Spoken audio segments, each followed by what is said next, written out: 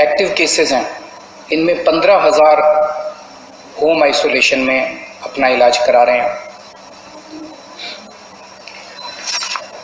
कल एसडीएमए की मीटिंग थी, स्टेट डिज़ास्टर मैनेजमेंट अथॉरिटी, उसमें मुझे भी जाना था, मैं नहीं जा पाया। मनीष सिसोदिया जी और अन्य मंत्रीगण गए थे, एलजी साहब ने इसकी अध्यक्षता की थी। वहाँ पे जो आंकड़े प्रस्तुत किए गए सरकार द्वारा, वो आंकड़े दिखाते हैं कि आने वाले समय में दिल्ली में कोरोना बहुत तेजी से फैलने वाला है। 15 जून को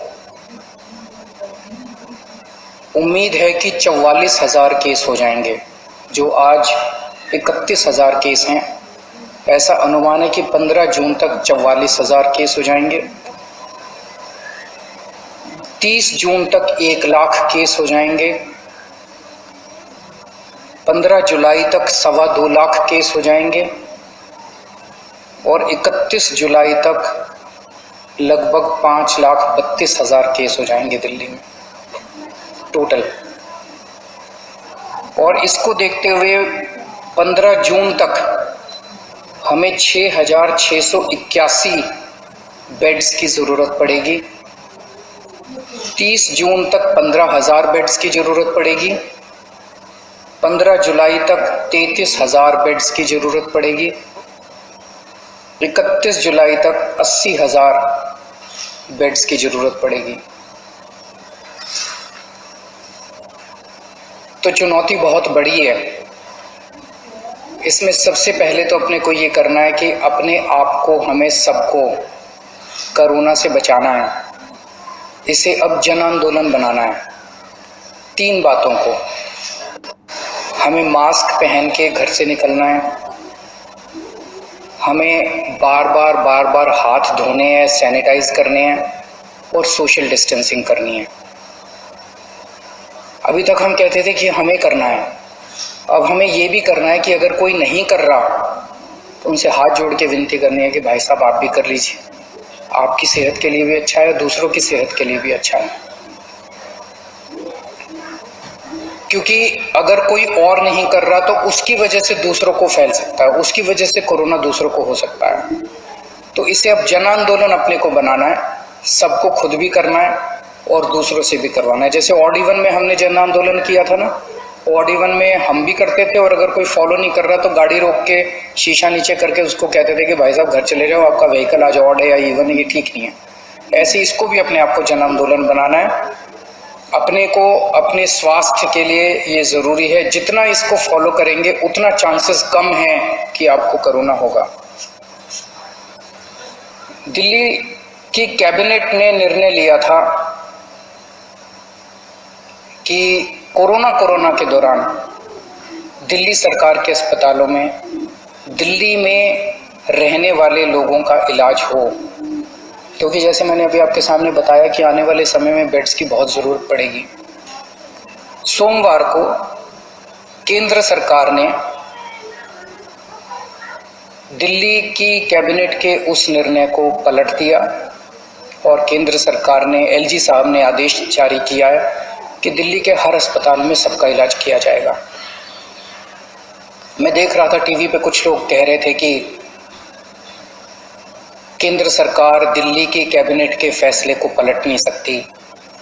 एलजी साहब के पास दिल्ली के फैसले को, दिल्ली में चुनी हुई सरकार है, अभी कुछ महीने पहले चुनाव हुए थे जिसमें 62 सीट आई थी। दिल्ली की चुनी हुई सरकार के कैबिनेट के निर्णय को एलजी साहब या केंद्र सरकार पलट नहीं सकते। कुछ लोग ऐसा कह रहे थे। कुछ लोग कह रहे थे कि दिल्ली में खुद इतने सारे केस हो रहे हैं, दिल्ली के लोगों को खुद इतने बेड्स की ज़रूरत पड़ेगी। मेरा अब ये कहना है, केंद्र सरकार ने निर्णय ले लिया, एलजी साहब ने आदेश पारित कर दिया। ये समय असहमतियों का समय नहीं है, ये समय एक दूसरे से डिफर करने का समय नहीं है। अब जो निर्णय हो गया केंद्र सरकार का, एलजी साहब ने जो आदेश दे दिया उसको लागू किया जाएगा। एलजी साहब के आदेश को अक्षरशः लागू किया जाएगा, केंद्र सरकार के निर्णय को लागू किया जाएगा। अब इस पे कोई असहमति नहीं करनी, अब इस पे कोई वाद विवाद नहीं करना, अब इस पे कोई लड़ाई झगड़ा नहीं करना। ये सब लोग, मैं जितने सरकार के अंदर भी हैं, जितने पार्टी के लोग हैं, मैं सबको मैसेज देना चाहता हूं कि एलजी साहब के आदेश को लागू किया जाएगा, केंद्र सरकार के निर्णय को लागू किया जाएगा। चुनौती है, बहुत बड़ी चुनौती है, अभूतपूर्व चुनौती है। जैसा मैंने कहा,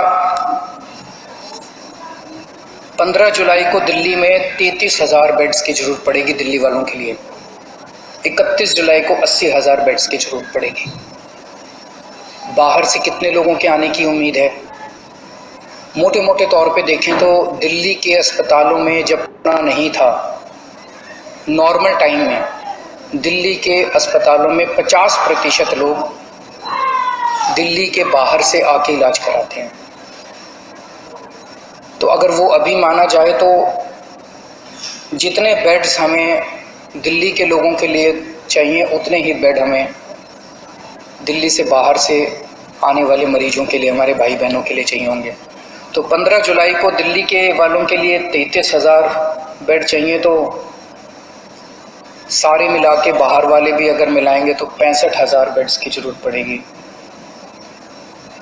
और 31 जुलाई को 80,000 बेड अगर दिल्ली वालों के लिए चाहिए तो लगभग 1.5 लाख टोटल बेड्स की ज़रूरत पड़ेगी। बहुत ज़्यादा बड़ी चुनौती है, आसान काम नहीं है। लेकिन इतना मैं कह सकता हूँ कि हम पूरी कोशिश करेंगे, तन मन धन जो बन सकेगा। ये हमारी जिम्मेदारी भी है और ये सेवा का काम है। मैं खुद निकलूँगा, कल से परसों से मैं खुद ज़मीन पर उतरूँगा। मैं खुद जाके स्टेडियम्स को, बैंक्वेट हॉल्स को, होटल्स को तैयार करवाएंगे हम लोग। जितना ज़्यादा से ज़्यादा हो सकेगा हम कोशिश करेंगे। मैं बस इतना कह सकता हूँ कि हमारी कोशिशों के अंदर ईमानदार कोशिश होगी और पूरी कोशिश होगी, कोई कमी नहीं होगी। लेकिन ये विपदा इतनी बड़ी है, ये मुसीबत इतनी बड़ी है, मानव जाति के इतिहास में शायद इतनी बड़ी विपदा कभी नहीं आई। हमारे काम में 100 कमियां रह सकती हैं, लेकिन हमारी नीयत में और हमारी कोशिश में आपको कमी नज़र नहीं आएगी। मैं पड़ोसी राज्यों से भी, वहाँ की सरकारों से भी निवेदन करता हूँ, अपील करता हूँ कि वहाँ समुचित व्यवस्था करें अपने अपने बेड्स के लिए और मरीजों के लिए। कर भी रहे होंगे, मैं किसी को दोष नहीं निकालना चाहता, कर भी रहे होंगे ताकि कम से कम लोगों को दिल्ली आने की ज़रूरत पड़े। इस दौरान मैं देख रहा था कि मीडिया वाले बहुत अच्छा काम कर रहे हैं। मैं मीडिया को सैल्यूट करना चाहता हूँ, मैं मीडिया को साधुवाद, धन्यवाद देना चाहता हूँ। आपने हमारी जो कमियां रह जाती हैं, आप रोज़ हमारी कमियां बताते हैं और वो कमियां हमें सीखने का एक मौका देती हैं। आपने हमारे ऐप में इतनी सारी कमियां बताई, उन कमियों को पिछले 1 हफ्ते के अंदर हमने काफ़ी दूर किया है। अभी भी कुछ कमियां हो सकती हैं, आप प्लीज़ हमें ज़रूर बताइएगा। काफ़ी कमियों को ऐप में दूर किया, लेकिन अभी भी जो कमियां हो हमें ज़रूर बताइएगा। मैं देखता हूं कि लगभग हर चैनल पे कुछ पेशेंट्स को या पेशेंट्स के